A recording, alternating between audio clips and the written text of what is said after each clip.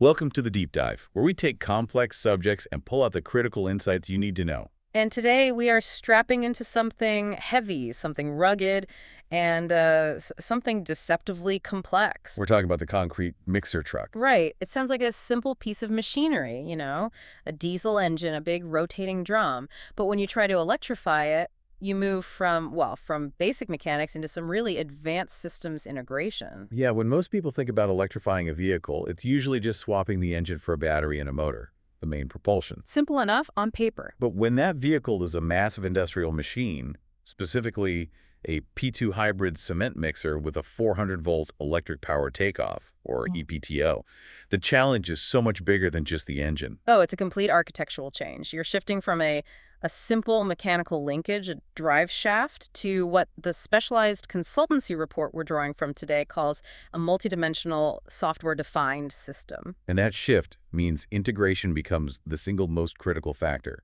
more than performance, even more than cost. Absolutely. Okay, so let's unpack that. For this deep dive, we are basing everything on a very specific consultancy report.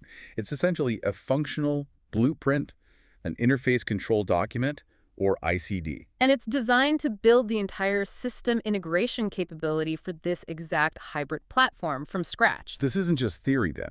This is the engineering manual for making sure the chassis from the OEM can safely talk to the rotating body equipment from the TEM. The truck equipment manufacturer, right. And it's all about making them work together under some pretty extreme duress. And here's the core premise of the whole thing. It's almost a philosophical statement from this report. It says, almost all accidents happen at the interfaces no one is responsible for. That's it. That's the mission statement for this whole deep dive. It's such a powerful line for an engineering document. It is, and it speaks directly to that difficulty of collaboration on huge industrial projects. It's the absolute truth of systems engineering in heavy industry. The chassis OEM, they're experts in frames, engines, wheels. Their job ends at, mounting bracket X. And the TEM is an expert in mixer drums and hydraulics. Their world starts at connection point Y. Exactly. And that space in between X and Y, the physical space, the electrical space, the data space, that's the gray zone. That's where unmanaged forces collide, faults get missed, and catastrophic failures are born. So the entire goal of this ICD guide is to just completely eliminate those gray zones. Deliberately, explicitly, every signal, every high voltage line, every single mounting point has to have crystal clear ownership between the OEM and the TEM. And to do that, the ICD is built on 5 pillars that go way beyond just hydraulics and shafts. Much further. We're talking about 1, the physical structure, 2, the high voltage electrical system, 3, low voltage control, which is the brains. 4, thermal management, getting the heat out, and 5, validation, proving it all actually works. Setting the stakes here is it's absolutely mission critical. You have to remember this truck is operating in incredibly harsh environments. Construction sites, dust, water, massive dynamic loads, extreme temperatures. It's a brutal world for a machine. On top of that, it has to meet huge demands for power, for economy, comfort. Yeah. But overriding all of that is functional safety. Which is governed by the international standard, ISO 26262. That's the mandate that turns these potential problems into hard, measurable engineering requirements. So what's the core danger, the primary hazard they're trying to design against? It's all about non-intended movement of the drum. So unexpected rotation while the truck is driving down the road. Which could spill concrete everywhere, cause a major accident. Or, and this is far worse, unexpected drum rotation while a worker is inside cleaning it. That's obviously a life-threatening scenario. Absolutely. That specific hazard is rated ASIL B or ASIL C. That's automotive safety integrity level. That's a very high-risk rating. It is. It's the level you see for things that can cause serious injury or death. To put that in perspective, ASIL-D is for things like flight controls or steer-by-wire. So ASIL-B or C for a cement mixer drum shows you just how seriously this failure mode is taken. So this boundary definition isn't just administrative, it's a safety prerequisite. It's the starting point for everything. The ICD lays out 5 formal boundaries that have to be agreed upon before a single piece of metal is cut. What are they? The physical boundary, the high voltage electrical boundary, the low voltage electrical boundary, the communication boundary, and the thermal boundary. Get those 5 agreed upon, documented, and signed off. And you've just conquered the single biggest source of integration risk. You've eliminated the gray zone. Okay, so let's start at that foundation, the architecture and those boundaries. To really get this, we have to understand the energy architecture first. This hybrid platform uses two totally distinct voltage classes, defined by the safety standard ISO 64693. And their roles are completely separate, right, for safety. Completely segregated. First, you have voltage class A, that's the low voltage or LV domain. Which is defined as anything 60 volts DC or less. Right. On a heavy truck like this, it's the standard 24-volt system. I mean, the operating range can swing from maybe 16 to 32 volts, but it's nominally 24. And what does Class A actually do? It's the brains and the entire nervous system. It handles all the logic control, runs the SAN communication networks, powers the sensors, the lights, the dash. And crucially, it runs the high voltage interlock loop, the HVIL. The HVIL monitoring system, yeah. And the grounding here is, the simple traditional approach. It uses a negative chassis return. Meaning the truck's metal frame is the ground path. Exactly. Then we step up to the muscle, voltage class B. This is the high voltage, or HV domain, defined as anything over 60 volts, all the way up to 1500. And on this platform, we're talking about a 400-volt system. A 400-volt platform, yes. This is the power needed to drive that ePTO motor, the thing that actually turns the drum full of concrete. Nominal voltage is 400, but it can swing from, say, 270 volts at a low battery state up to 450 during charging. And this is where the grounding architecture has to be completely different for safety. You can't just use the chassis as a return path. No, absolutely not. In the 400-volt domain, because of the immediate risk of electrocution, you are mandated to use a completely isolated floating ground system. An IT system. An IT system, right. So explain that. Why is a floating system safer? Well, in a normal system, if a live wire touches the chassis, which is ground, you get an immediate short circuit, a fuse blows. Right. In an IT system, the HV positive and HV negative lines are both totally isolated from the chassis. They float. This means if insulation fails and, say, the positive line touches the metal frame, that's only one fault. And because it's isolated, the current has no path to ground. Exactly. The current can't flow, so the operator is safe. The system is designed to detect that first fault and immediately signal an alarm. So you would need two faults at the same time for it to be dangerous, like the positive and the negative lines touching the chassis at once. Precisely. The system has to signal an alarm on that first fault to prevent the second one from ever becoming catastrophic.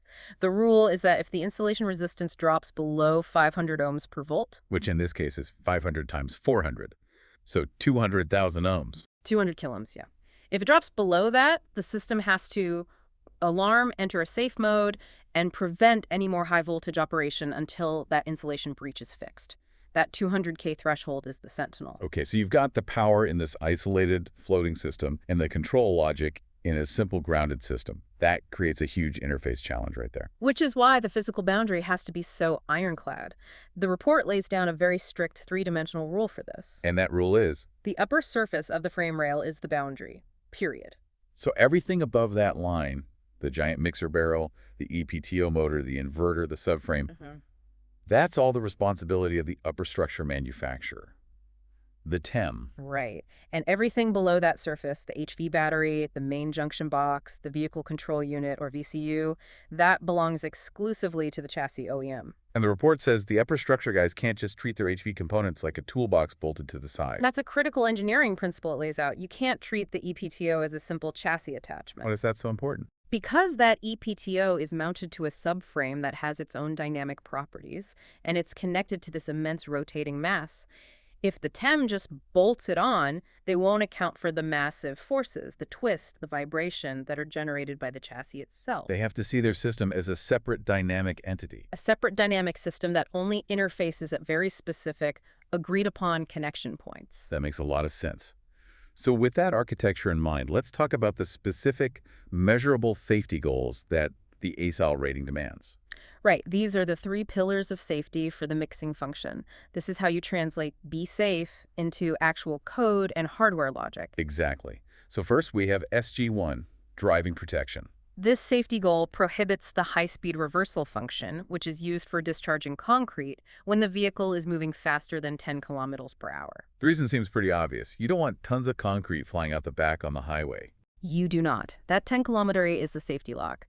The VCU is responsible for providing that verified, tamper-proof speed signal, and the upper structure controller has to enforce the lockout. Then there's SG2, electrical integrity, This is the big one for human protection. This is the rule that says if the high voltage interlock loop, the HVIL, is broken, Meaning someone is opening an access panel or unplugging something? the system must cut high voltage output within 200 milliseconds. That is incredibly fast. It has to be. That 200 milliseconds gives the VCU time to see the break, issue the command, and for the main contactors in the battery to physically open. We're preventing a life-threatening shock, so speed is everything. And finally, SG3, communication loss.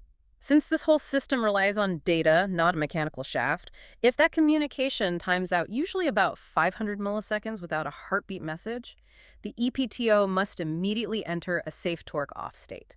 So zero communication equals zero torque. Exactly. It prevents a scenario where the body controller freezes while sending a full speed ahead command.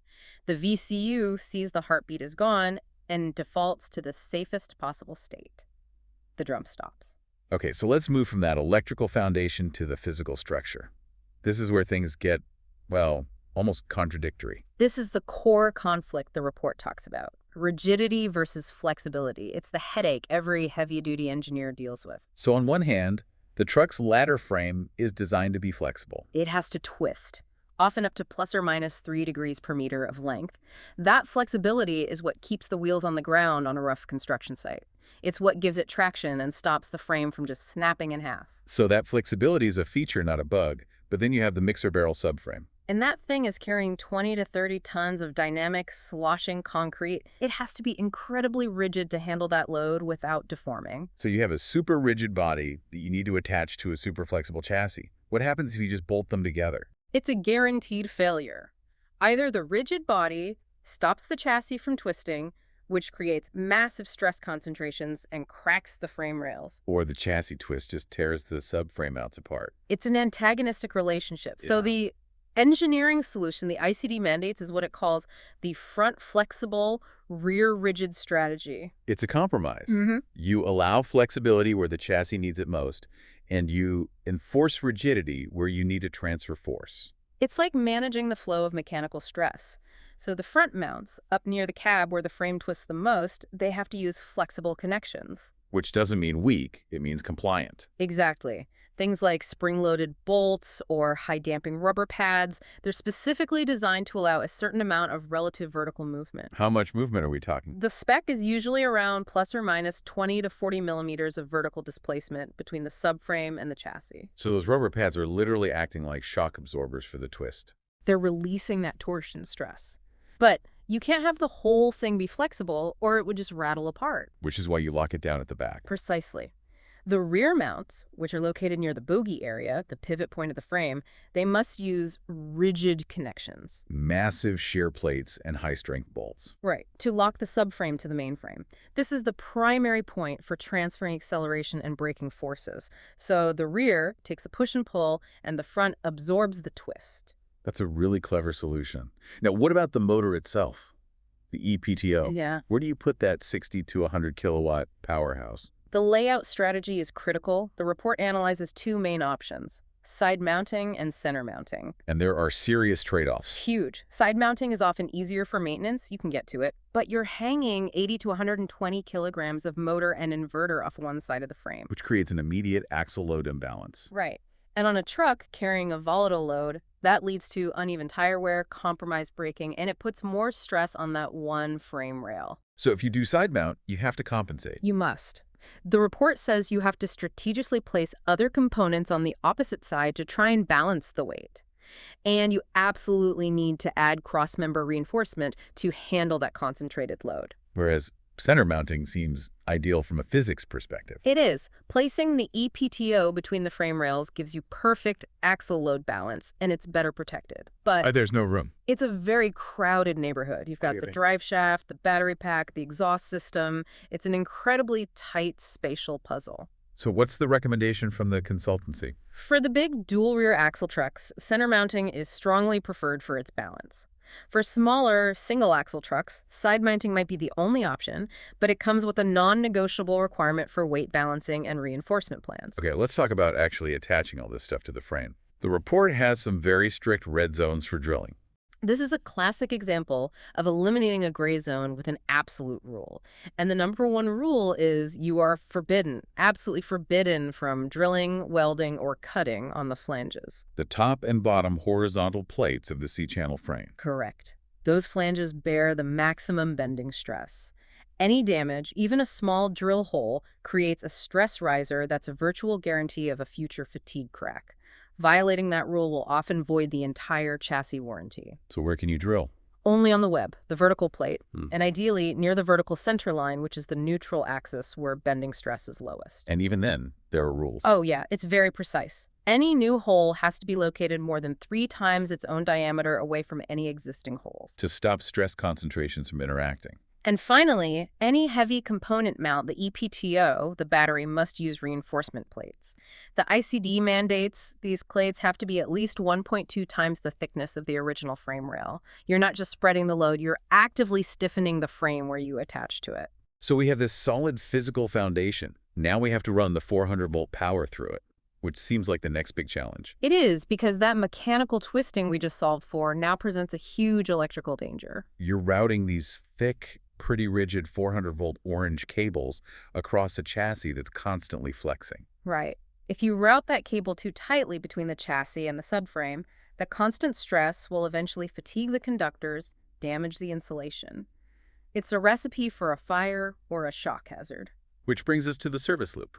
This is the engineering solution for that twist. That little omega or U-shaped loop in the cable is absolutely essential. It's designed to absorb that relative motion without stressing the cable or, more importantly, the connectors at each end. And the report doesn't just say, add some slack. It quantifies it. It's very specific. The free length of the cable in that loop must be at least 1.5 times the maximum calculated displacement.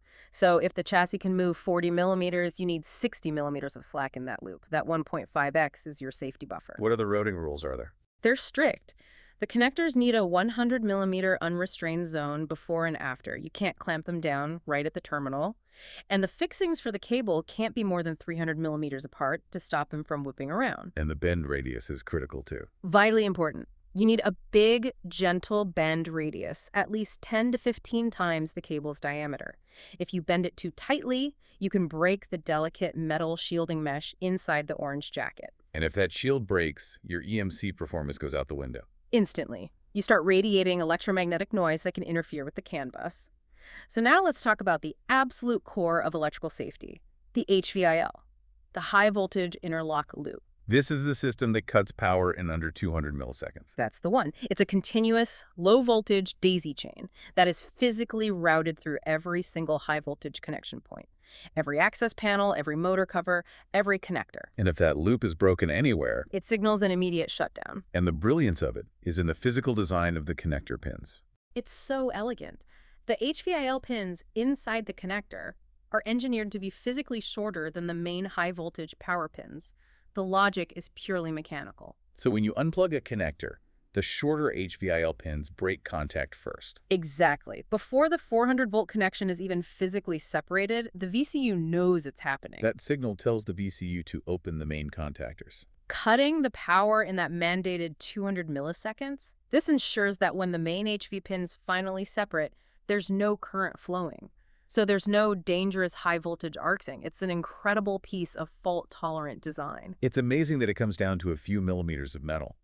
But the ICD also requires advanced diagnostics for that HVIL signal. Why? To prevent a false positive, it's a nightmare scenario. If you just used a simple DC voltage signal, a wire could get damaged and short to ground. And the system would think the loop is complete and safe when it's actually broken. Exactly, a very dangerous situation. So the report mandates using more complex signals like a PWM signal or a specific current source.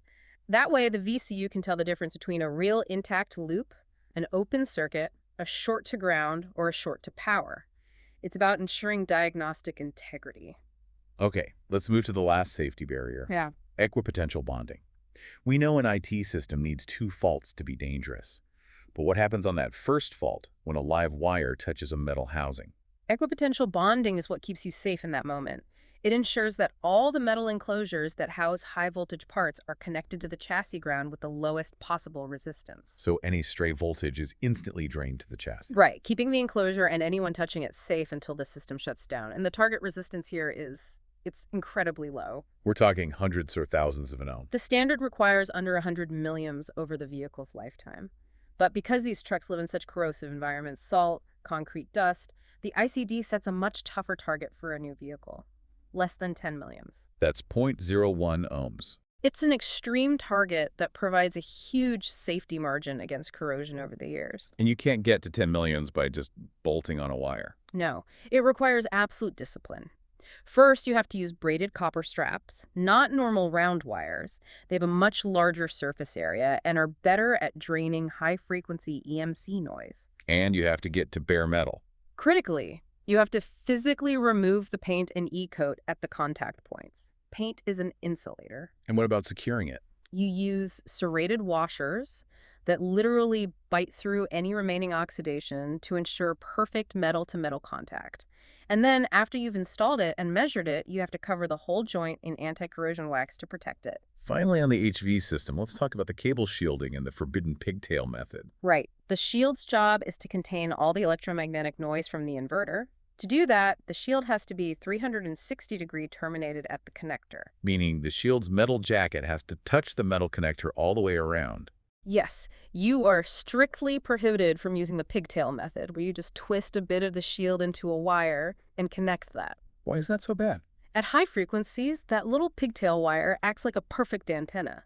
It turns your nicely shielded cable into a noise radiator, which can cause chaos on your 24-volt control network. So we have a physically sound, electrically safe, high-voltage system.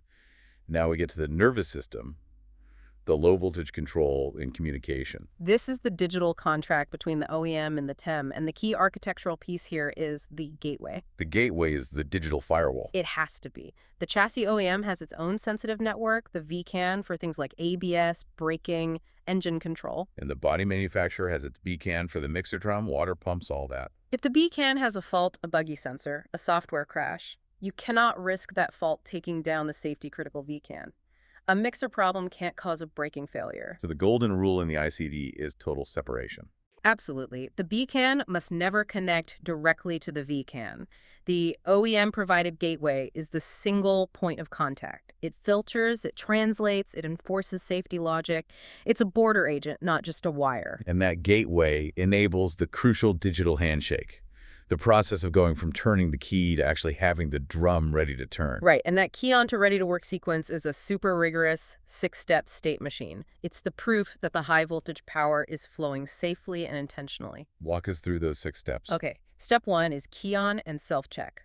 Both the VCU and the body controller power up and run internal diagnostics. Nothing happens until both controllers say, "I'm healthy." Step 2. The chassis VCU checks the HVIL. It confirms that high-voltage interlock loop is physically intact. If not, everything stops right there. Then step 3, HV precharge. This is critical. The VCU closes a small precharge contactor to gently fill the big capacitors inside the inverter with voltage. Why can't you just slam the main contactor shut? Because the empty capacitors would look like a dead short. You'd get this massive, damaging inrush of current that would destroy the contactors over time. Precharge manages that surge. Okay, so once the voltage is synchronized. That's step 4. The main contactor closes, and the chassis VCU broadcasts HV ready equals true. Then the ball is in the other court. Step 5. The upper body returns ready to work. The body controller says, "I got your HV ready signal, my own checks are clear, and all my safety conditions are met." And only then, after all 5 of those steps are complete, in order. Only then do you get to step 6. The ePTO is enabled. The VCU finally gives the body controller permission to request torque, any failure at any step, and the whole sequence aborts to a safe state. So beyond that handshake, there's constant communication, exchanging J1939 signals. Things like drum speed request, HV ready, emergency stop, and they're all monitored with a heartbeat mechanism. Both controllers send a message every 100 milliseconds or so just to say, "I'm still here." And if one of them doesn't get that heartbeat for, say, 500 milliseconds? It's considered a communication loss, which triggers the limp home strategy. Right, you can't just have a 40-ton truck stranded in traffic. Exactly. On a comms loss, the fail-safe design kicks in. The e-motor immediately ramps down to 0 torque. The mixer stops. But, and this is key, the chassis must retain its primary drive capability. So the truck can still move out of the way. The mixer system feels safe, but the vehicle's mobility is preserved. The ICD insists on that functional independence. Okay, so we've covered mechanical, electrical, and digital. Now we get to the silent killer, heat. The report calls thermal failure a catastrophic risk, and for a mixer truck, that is not an exaggeration. Because the concrete doesn't wait. Right. If the ePTO overheats and the system derates limits torque, the drum slows down or stops. If it stops for too long, the concrete hardens inside the barrel, a massively expensive failure. And we're talking about a lot of heat. A 60-kilowatt motor at 90% efficiency is still generating 6 kilowatts of waste heat. The whole system is probably 8 kilowatts or more. And this brings us to another gray zone the ICD eliminates: mixing fluids. Let's look at the cooling topologies. First, the cheap and easy one, the shared loop. This is where the upper body just taps into the chassis' main coolant lines. It's tempting, but the report says it's high risk and strongly discourages it. The problem is contamination. Pow. During the installation, little metal shavings, sealant, dirt, it can all get into the coolant. That contaminated fluid then flows directly into the chassis' most sensitive components, like the main battery cooling plates. And that leads to corrosion, blockages, and huge warranty disputes. Exactly. So the next option is an independent loop. Which solves the contamination problem. It does. It's safe, but it's also high cost, high weight, and takes up a ton of space. You're basically adding a whole second cooling system to the truck. Which brings us to the optimal solution from the report. The plate-to-plate heat exchanger. This gives you efficient thermal transfer while maintaining absolute fluid isolation. The chassis coolant flows on one side, the upper body coolant on the other. The fluids never touch, but the heat energy transfers across the metal plates. Yes. You get to use the chassis' big radiator and fan to get rid of the heat without any of the contamination risk. It's the perfect compromise of safety and efficiency. Okay, so with that physical setup, the software needs a strategy to manage the heat. A 4-stage dare rating strategy. This is about managing the failure proactively to give the operator time to react. Stage 1 is normal operation. Below 65 degrees Celsius, everything is fine. 100% torque is available. Stage 2, active cooling request. Once you cross 45 degrees, the system gets proactive. The upper body's pumps go to full speed, and it sends a CAN message to the chassis asking for the main fan to kick in. Stage 3 is linear dare rating, the warning zone. If the temperature keeps climbing past 85 degrees, the controller starts proportionally limiting the torque. It might ramp down from 100% at 85 degrees to 0% at 105 degrees. Which gives the operator time to notice something is wrong and finish what they're doing. Exactly. And stage 4 is thermal shutdown, the hard stop. If you hit 105 degrees, torque is cut off immediately to protect the hardware from permanent damage. So all this rigorous design is worthless if it's not tested. This brings us to verification and validation. And this is where the ICD borrows heavily from the aerospace industry, with the shift left philosophy. Meaning you test as early as possible. Because it is exponentially cheaper to find and fix an error in a lab than on a fully built prototype truck. Finding a software bug on a test bench might cost a few $1,000s. Finding it in the field can cost hundreds of thousands in downtime and logistics. And the centerpiece of this strategy is the Ironbird test bench. It's a one-to-one ground mock-up of all the system hardware. You lay out the actual controllers, motor, inverter, and all the cabling on a rig in the lab, exactly as it will be in the truck. A digital and electrical twin of the truck, without the truck. Precisely. You use it for hardware-in-the-loop simulation. You can test the full 6-step handshake. You can inject faults. You can verify the HVIL response time, all before you ever touch the expensive chassis. Once the Ironbird checks out, you move to real-world physical tests on the completed vehicle. And these are specialized. First is the chassis twist test. You drive the truck onto diagonal ramps to simulate that maximum frame torsion. And you're looking for what? You're checking those high-voltage cable omega loops to make sure they still have slack. You're making sure no cables or hoses are getting pinched or strained. Next, you have to prove that 10 million ohm target. That's the equipotential bonding test. You take a micrometer to the finished truck and measure the actual resistance. If it fails this test, it's not safe. And there are 2 more environmental tests. The high-pressure water test to verify the IP6K9K rating of all the connectors. They have to withstand a pressure washer. And the EMC test, where you run the ePTO at full load to make sure it's not creating electrical noise that interferes with the control systems. All of this culminates in the final commissioning checklist. which distills everything down to a few binary outcomes. Documented HVIL pass-fail time. Measured grounding resistance under 10 milliohms. Measured isolation resistance over 200 kiloohms. 0 CAN errors. This checklist is the final proof that the gray zone has been eliminated. So this whole deep dive really shows that system integration isn't an afterthought. It's the deliberate elimination of those dangerous gray zones across every single domain. And the path forward, as the report recommends, is to establish a joint engineering team, a JET, between the OEM and the TEM from day one. This ICD guide becomes their shared contract. It's a transition from just building with strong steel to integrating with safe, reliable interfaces. And here's a final thought for you to mull over. We've officially moved from controlling a physical link, a simple, robust drive shaft, to managing multiple, layered digital boundaries: energy, data, heat, motion. This means the reliability of a heavy vehicle now rests just as much on the integrity of the code in a controller, or the microscopic 10 million value of a grounding strap, as it does on the strength of the steel frame. The new definition of robust in this world isn't just strong, it's interoperable and safe.